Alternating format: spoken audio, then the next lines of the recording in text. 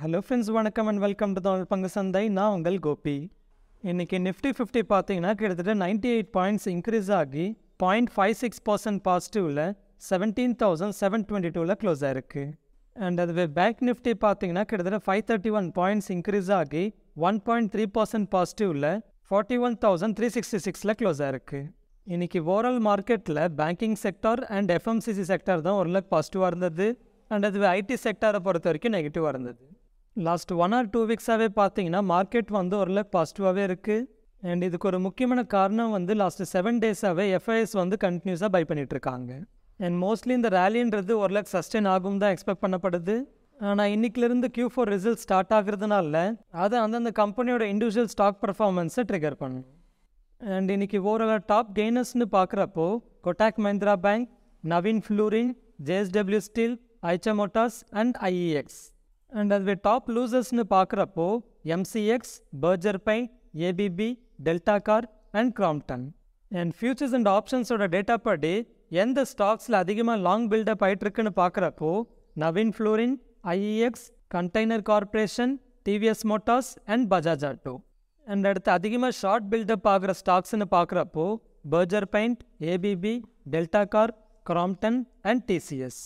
Anyway இன்றைக்கி மார்க்கெட்டில் நடந்த முக்கியமான அப்டேட்ஸை பார்க்குறதுக்கு முன்னாடி நீங்கள் நம்ம தமிழ் பங்கு சந்தை சேனலை சப்ஸ்கிரைப் பண்ண மறந்துருந்தீங்கன்னா கண்டிப்பாக சப்ஸ்கிரைப் பண்ணிக்கோங்க. அப்படியே உங்களோட லைக்ஸை கொடுத்துட்டு கமெண்ட் பண்ணுங்க.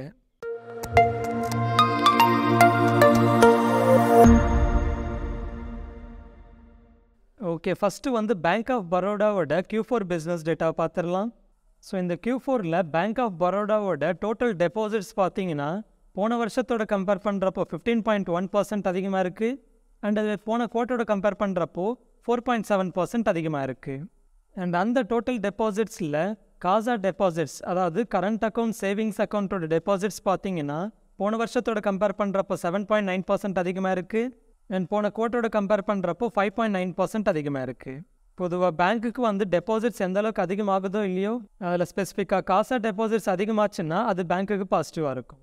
ஏன்னா கரண்ட் அக்கௌண்ட் சேவிங்ஸ் அக்கௌண்ட்டுக்கு அவங்க இன்ட்ரெஸ்ட் எதுவும் அதிகமாக கொடுக்க தேவையில்லை. ஸோ அப்போ அந்த மாதிரி காசா டெபாசிட்ஸ் எல்லாமே பார்த்தீங்கன்னா ஆல்மோஸ்ட் பேங்க்குக்கு ஃப்ரீ மணினே சொல்லலாம். அண்ட் டோட்டல் அட்வான்சஸ் பார்த்தீங்கன்னா போன வருஷத்தோட கம்பேர் பண்ணுறப்போ 19% அதிகமாக இருக்குது.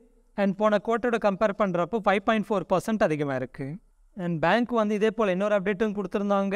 அதாவது ஓவர் நைட் அண்ட் 1 year லோன்ஸுக்கு லெண்டிங் ரேட்டை 5 basis points அளவுக்கு நாளைக்குலேருந்து இன்க்ரீஸ் பண்ண போகிறதா சொல்லியிருக்காங்க. எனிவே பேங்க் ஆஃப் பரோடாவோட Q4 பிஸ்னஸ் டேட்டான்றது ஓரளவுக்கு பாசிட்டிவாகவே இருக்குது. ஸோ இன்றைக்கி end of the day bank of பரோடாவோட ஷேர் ப்ரைஸ் பார்த்தீங்கன்னா ஆல்மோஸ்ட் 2.8% பாசிட்டிவாக க்ளோஸ் ஆயிருக்கு.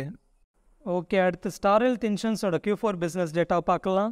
இந்த Q4ல் ஸ்டார் ஹெல்த் இன்சூரன்ஸோட டோட்டல் ப்ரீமியம் பார்த்தீங்கன்னா போன வருஷத்தோட கம்பேர் பண்ணுறப்போ 13% அதிகமாக இருக்கிறதா சொல்லியிருக்காங்க.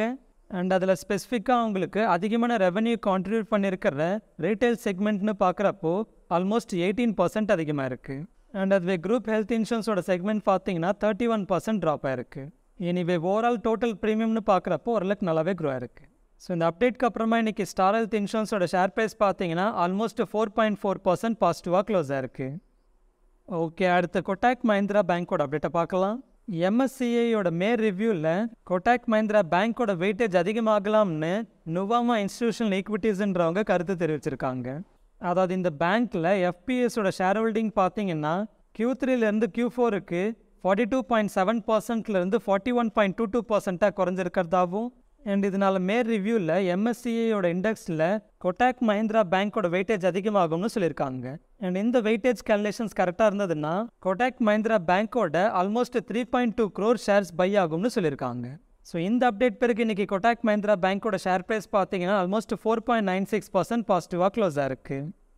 ஓகே, அடுத்து கல்பத்தாரு பவர் டிரான்ஸ்மிஷனோட அப்டேட்டை பார்க்கலாம். கல்பத்தாரு பவர் டிரான்ஸ்மிஷன் கம்பெனிக்கும் அண்ட் அவங்களோட இன்டர்நேஷ்னல் சப்சிடரி கம்பெனிஸுக்கும் இந்த மார்ச் மந்த்லேருந்து ஏப்ரல் வரைக்கும், அதாவது 10th ஏப்ரல் வரைக்கும் கிட்டத்தட்ட 3,079 crores வர்த்துள்ள ஆர்டர்ஸ் வந்திருக்கிறதா அப்டேட் பண்ணியிருக்காங்க. அண்ட் அந்த ஆர்டர்ஸில் அதிகமான கான்ட்ரிபியூஷன் பார்த்தீங்கன்னா இந்தியாவில் டேட்டா சென்டர் அண்ட் பில்டிங்ஸ்க்கான சிவில் ஒர்க்குக்கு வந்திருக்கிறதா சொல்லியிருக்காங்க. அண்ட் அடுத்தடுத்து அதிகமான கான்ட்ரிபியூஷன் பண்ண ப்ராஜெக்ட்ஸ்னு பார்க்குறப்போ ரயில்வே பிஸ்னஸ் அண்ட் அதே போல் வாட்டர் சப்ளை ப்ராஜெக்ட்ஸ்லேருந்து வந்திருக்கு. ஸோ இந்த அப்டேட்க்கு அப்புறமா இன்றைக்கி கல்பத்தாரு பவர் டிரான்ஸ்மிஷனோட ஷேர் ப்ரைஸ் பார்த்தீங்கன்னா ஆல்மோஸ்ட் 3.21% பாசிட்டிவாக க்ளோஸ் ஆயிருக்கு. ஓகே, அடுத்து சிப்லாவோட அப்டேட்டை பார்க்கலாம். சிப்லா கம்பெனி வந்து ஸ்விட்சர்லாண்டுக்கு சேர்ந்த நோவார்டிஸ் ஃபார்மா ஏஜின்ற கம்பெனியோட கேல்வஸ்ன்ற அதாவது டைப் 2 டயபெட்டிஸ்க்கு ட்ரீட்மெண்ட்டாக யூஸ் பண்ணுற ட்ரக்கை மேனுஃபேக்சர் பண்ணுறதுக்கும் அண்ட் மார்க்கெட் பண்ணுறதுக்கும் அக்ரிமெண்ட் சைன் பண்ணியிருக்கிறதா சொல்லியிருக்காங்க. அண்ட் இந்த டீல் வந்து நம்ம இந்தியாவோட டயபெட்டிஸ் கேட்டகரியிலேயே சிப்லாவோட போர்ஷனை ஒன் ஆஃப் த டாப் பிளேயர்ஸாக கொண்டு போகும்னு சொல்லியிருக்காங்க. அண்ட் இந்த ட்ரக்கை January 1, 2026 மேனுஃபேக்சர் பண்ணி மார்க்கெட் பண்ணுவாங்கன்னு சொல்லியிருக்காங்க. எனவே இந்த அப்டேட்க்கு அப்புறமா இன்றைக்கி சிப்லாவோட ஷேர் ப்ரைஸ் பார்த்தீங்கன்னா ஆல்மோஸ்ட் 0.59% பாசிட்டிவாக க்ளோஸ் ஆயிருக்கு. ஓகே, அடுத்து நியோஜன் கெமிக்கல்ஸோட அப்டேட்டை பார்க்கலாம். நியோஜன் கெமிக்கல்ஸ்ன்ற கம்பெனி வந்து ஜப்பானுக்கு சேர்ந்த MU அயோனிக் சொல்யூஷன்ஸ் கார்பரேஷன்ற கம்பெனியோட அக்ரிமெண்ட் சைன் பண்ணியிருக்கிறதா சொல்லியிருக்காங்க. அண்ட் இந்த அக்ரிமெண்ட் எதுக்காகன்னு பார்த்தீங்கன்னா லித்தியம் அயன் பேட்டரி மேனுஃபேக்சரிங்க்கு யூஸ் ஆகிற எலக்ட்ரோலைட்ஸோட மேனுஃபேக்சரிங் டெக்னாலஜி லைசன்ஸ் அக்வயர் பண்ணுறதுக்குன்னு சொல்லியிருக்காங்க. அதாவது MU அயோனிக் சொல்யூஷன்ஸ்ன்ற கம்பெனி பார்த்தீங்கன்னா எலக்ட்ரோலைட்ஸை மேனுஃபேக்சர் பண்ணுறதுல ஒன் ஆஃப் த குளோபல் லீடராக இருக்காங்க. அண்ட் அவங்களுக்கு ஜப்பான், USA, UK அண்ட் சைனான்னு 5 எலக்ட்ரோலைட் மேனுஃபேக்சரிங் பிளான்ஸ் இருக்குது. ஸோ அந்த எலக்ட்ரோலைட் மேனுஃபேக்சரிங் டெக்னாலஜின்றது இந்த அக்ரிமெண்ட் வழியாக நியோஜன் கெமிக்கல்ஸ்க்கு வரும். அண்ட் நியோஜன் கெமிக்கல்ஸ் வந்து இந்த டெக்னாலஜி அக்வயர் பண்ணி அவங்களோட எலக்ட்ரோலைட் கமர்ஷியல் ப்ரொடக்ஷன்றது 2025 ஸ்டார்ட் ஆகும்னு சொல்லியிருக்காங்க. ஸோ இந்த அப்டேட்க்கு அப்புறமா இன்றைக்கி நியோஜன் கெமிக்கல்ஸோட ஷேர் ப்ரைஸ் பார்த்தீங்கன்னா ஆல்மோஸ்ட் 14.84% பாசிட்டிவாக க்ளோஸ் ஆயிருக்கு. ஓகே, அடுத்து IRB இன்ஃப்ராஸ்ட்ரக்சர் டெவலப்பர்ஸ்ன்ற கம்பெனியோட அப்டேட்டை பார்க்கலாம். இந்த மார்ச் மந்தில் IRB இன்ஃப்ராஸ்ட்ரக்சர் டெவலப்பர்ஸ்ன்ற கம்பெனியோட டோட்டல் டோல் கலெக்ஷன்ஸ்ன்றது போன வருஷம் மார்ச்சோட கம்பேர் பண்ணுறப்போ 21% அதிகமாக இருக்கிறதா சொல்லியிருக்காங்க. அண்ட் இந்த டோல் கலெக்ஷன்ஸ்ன்றது அவங்களோட எந்தெந்த ப்ராஜெக்ட் அண்ட் SVP கிட்டேருந்து வந்திருக்கிறதாவும் மென்ஷன் பண்ணியிருக்காங்க. அண்ட் அதில் 2 என்டிட்டிஸ் பார்த்தீங்கன்னா அவங்களோட ஓன் சப்சிடரி கம்பெனிஸாக இருக்குது. அண்ட் ரிமைனிங் 10 வந்து IRB இன்ஃப்ராஸ்ட்ரக்சர் ட்ரஸ்ட்டு கீழே இருக்கிற ஜாயிண்ட் வென்ச்சர் என்டிட்டிஸாக இருக்குது. எனவே இந்த அப்டேட்க்கு அப்புறமா இன்றைக்கி IRB இன்ஃப்ராஸ்ட்ரக்சரோட ஷேர் ப்ரைஸ் பார்த்தீங்கன்னா ஆல்மோஸ்ட் 2.9% பாசிட்டிவாக க்ளோஸ் ஆயிருக்கு. ஓகே, அடுத்து ஷில்பா மெடிக்கேரோட அப்டேட்டை பார்க்கலாம். ஷில்பா மெடிக்கேர் கம்பெனிக்கு ஆக்டிவ் சொரியாட்டிக் ஆர்த்தட்டிஸுக்கு ட்ரீட்மெண்ட்டாக யூஸ் பண்ணுற ட்ரக்கை மார்க்கெட் பண்ணுறதுக்கு US FDA கிட்டேருந்து ஃபைனல் அப்ரூவல் வந்திருக்கிறதா அப்டேட் பண்ணியிருக்காங்க. அண்ட் இந்த ட்ரக் வந்து செல்ஜின் கம்பெனியோட ஜென்ரிக் வெர்ஷன்னு சொல்லியிருக்காங்க. அண்ட் இந்த டேப்லெட்டுக்கு US மார்க்கெட்டில் ஆல்மோஸ்ட் $3.55 பில்லியன் வர்த்துள்ள மார்க்கெட் இருக்கிறதாவும் சொல்லியிருக்காங்க.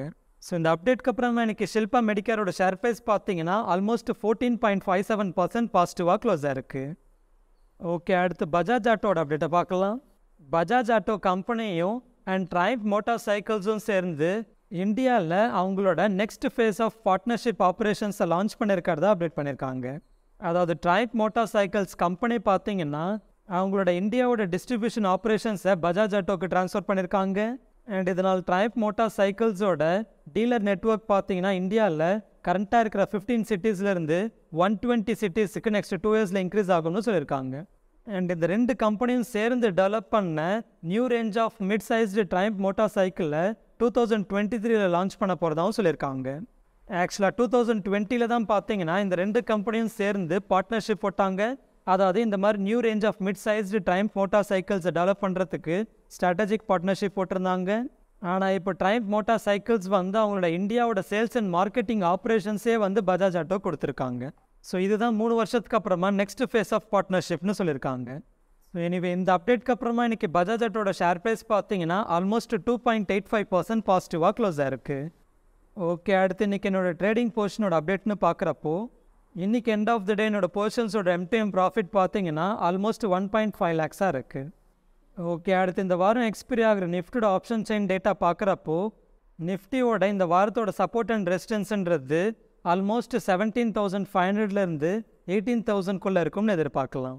ஸோ இது ஃப்ரெண்ட்ஸ் நம்மளோட வீடியோ. இந்த வீடியோட கண்டென்ட் உங்களுக்கு பிடிச்சிருந்தா கண்டிப்பாக ஒரு லைக் போட்டு அப்படியே உங்களோட கமெண்ட்டை பண்ணுங்கள்.